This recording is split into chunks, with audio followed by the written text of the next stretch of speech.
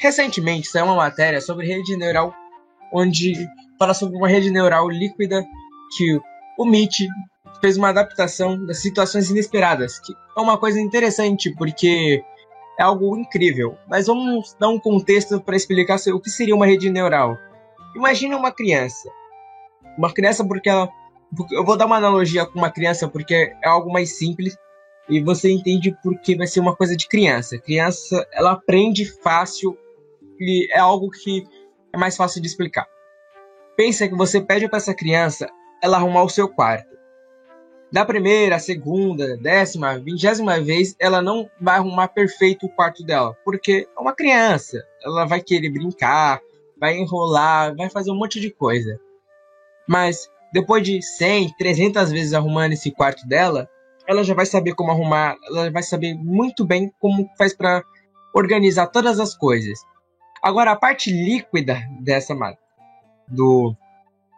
da rede neural, pode-se dizer, seria ela mudar-se de casa. Você mudou de casa, de apartamento, e o quarto da criança ficou maior, menor. Ela vai saber organizar esse quarto com a mesma destreza que ela saberia quando ela estava no antigo. Pois bem, Dutra, em relação a isso daí que você citou sobre essa analogia da criança arrumando o quarto, se diz exatamente sobre este trecho aqui na matéria em específico. Abre aspas. A rede neural foi desenhada para que os parâmetros possam mudar ao longo do tempo. Ou seja, pegando essa analogia que você citou de, por exemplo, imagina que a criança está morando em uma casa, viajou para uma outra cidade e está lá agora em uma outra cidade, uma outra casa, e tem que arrumar o quarto de uma outra maneira, o quarto de um outro jeito, novos objetos, a cama, e ela vai ter que se adaptar a este novo ambiente, a esta nova situação, tendo que se adaptar automaticamente, não sendo algo que já foi pré-programado dentro da própria rede neural. E isso é uma coisa bem interessante, cara. Isso é uma coisa muito bacana, que com essa rede neural possam ser implementados esses sistemas em IAs físicas, cara, em robôs mesmo. Que tem um jogo muito bacana, cara, que representa muito bem isso, chamado de Detroit Become Human. Esse do Detroit Become Human é um jogo no qual a gente controla especificamente os robôs, os droids. E a gente tem lá toda uma situação no qual os droids estão se tornando divergentes e os droids eles se adaptam automaticamente, seja divergente ou não. E essa questão aqui dessa matéria, se tratando da rede neural líquida, é uma coisa bem bacana, cara. É uma coisa muito legal que é representada em vários filmes e também como nesse jogo chamado Detroit Become Human. No caso dos divergentes, eles conseguem sair da sua programação fazendo vários tipos de cálculos, fazendo vários tipos de adaptações aos seus sistemas e fazendo coisas automaticamente que nunca foram pré-programadas. Eles conseguiram sentir até mesmo sentimentos, realizando cálculos em sua programação para que de alguma maneira eles soubessem o que é um sentimento, o que seria o medo, o amor e por aí vai. Isso é uma coisa bem legal, cara, que propriamente se relaciona com essa questão de rede neural. Mas, seguindo aqui com este trecho, continuando, isso permite que o sistema continue aprendendo. Olha só que bacana, ele continue aprendendo mesmo após que ele já tenha sido feito, digamos assim, programado, digamos assim. Ele vai continuar aprendendo, reaprendendo, se adaptando. Muito bacana.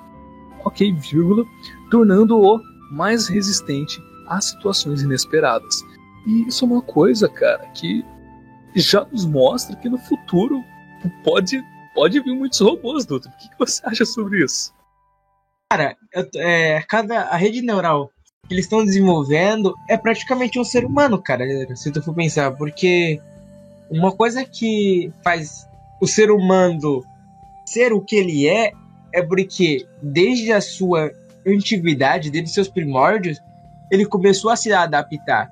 Se a pessoa já está começando a programar redes neurais que conseguem se adaptar a várias situações, então está começando a criar daqui a pouco um ser humano. Só que um robô da vida que começa a sentir emoções humanas logo. Vai começar a falar. Vai ser uma matéria que vai falar assim: robô começa a sentir emoções humanas e seja o que Deus quiser. Porque, daqui a pouco chega assim, uma frase que realmente Dizem que se você não avançar com a tecnologia vai te engolir e você fica para trás. Então, é algo incrível, cara, que essa tecnologia chega, mas também é algo que é assustador. Cara, imagina só, né, daqui a alguns anos você tá acessando, navegando normalmente, beleza, você já tá vivendo num mundo em que tem droids pela cidade, tem robô pela cidade, tá ali no mercado, você pode ter um robô de... Não sei se seria o correto dizer de estimação, não, acho que não. Acho que não seria o termo correto, mas um robô em sua posse, digamos assim. E do nada você tá ali, de boa, tranquilo, navegando pela internet, e você vê essa notícia que você citou. Primeiro caso de um primeiro robô, uma primeira inteligência artificial que foge da programação, por exemplo. Que começa a sentir, demonstrar emoções humanas, por exemplo. Cara, como é que você se sente numa situação dessa, doutor? Mano, é algo que eu teria um pouco de medo e de muito surpreso. Porque eu falo, um robô ele começa a sentir, né? Uma inteligência começa a sentir emoções, pode ser tanto pro bom, pode ser bom quanto ruim, porque vamos dizer que ela começa a sentir vontade de ódio, porque nós consideramos os robôs como algo não ter vida, vamos dizer assim, não ter emoções, eles são programados para fazer o que nós queremos. Então imagina ele liberar uma emoção de ódio. O cara fala assim, vocês estão me usando, vocês estão fazendo coisas horríveis comigo, vocês estão simplesmente me usando para fazer as coisas que vocês não querem fazer e se revoltar contra a gente. Por isso eu tô falando, é algo que pode ser bom, dependendo da situação, da emoção que ele for liberar, quanto fazer uma revolta. Um filme que me lembra bastante isso é o filme Eu, Robô, I, Robots. Acho que você já deve ter assistido, de 2004. Filme maravilhoso, onde que o quê? Exatamente acontece o que eu disse. Os robôs se revoltam, mas tem um robô que ele quer tentar sentir as emoções humanas melhor. E é algo que eu fico surpreso também, porque se um dia chegar a essa situação, virando os robôs contra nós, pode acontecer de algum robô querer entender melhor essas emoções e procurar os humanos para melhor entender essa situação, essas emoções, mas não sequer fazer um ataque de ódio. Olha, cara, é que tudo isso que a gente tá falando, por exemplo, do Detroit Become Human no jogo, o Robô, por exemplo, um filme, ficção, tudo isso é ficção, mas, cara, será que poderia realmente acontecer na vida real? Esse tipo de situação? Porque, não sei, cara, a questão é o seguinte, é bom, vai ser bom para nós, para a raça humana, porque se não fosse, não estariam desenvolvendo isso, não continuariam investindo nisso, dando orçamento para empresas que focam nesse tipo de coisa, que focam em desenvolver este tipo de produto, digamos assim, porque vai ser algo que vai automatizar boa parte da nossa vida, boa parte das nossas questões do dia a dia, como por exemplo o carro autônomo, que já está aí, que já continua sendo desenvolvido há um bom tempo, uns bons anos, e ele vai indo bem, e continua investindo. Por quê? Porque vai chegar em um momento que a gente não vai precisar nem mais pegar o carro e dirigir direito. Vai ser simplesmente só entrar no carro, ter seu próprio carro autônomo e falar pra onde tu quer ir, já era. Aí estão fazendo esses testes, estão querendo saber como que o carro vai andar bem na rua e tal. É bem legal, cara, é interessante.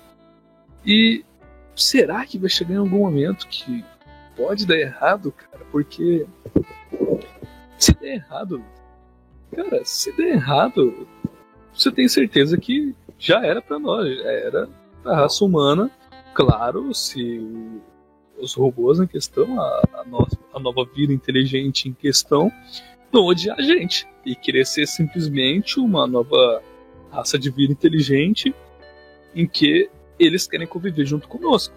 Mas aí vai depender de muitas variáveis, de muitas questões da situação atual. Mas eu não sei, cara, eu não sei se eu poderia acreditar se realmente algo do tipo poderia acontecer no futuro.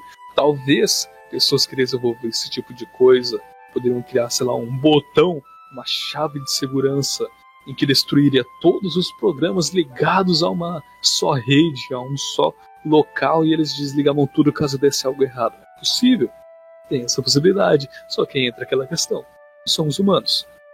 Tem bandido, tem ladrão, tem terrorista, tem tudo. Ou seja, ao mesmo tempo que tem pessoas desenvolvendo esses tipos de coisas para o bem, pode ter gente que queira roubar, pode ter corrupto lá dentro, pode ter as mesmas pessoas, só que contratadas por pessoas do mal, pessoas com má intenções, desenvolvendo alguma coisa para ser algo militar, para atacar algum local, utilizando máquinas, inteligências artificiais, agora essas coisas de rede neurais. Então, fica tipo meio a meio. Qual seria a sua opinião sobre isso, cara? É aquele famoso, a gente fica um pé atrás. É capaz de quase tudo, como a história da tecnologia em si, tudo foi praticamente desde o começo dos primórdios da tecnologia, né? Internet, computador, celular, foram feitos tudo para questões militares, né?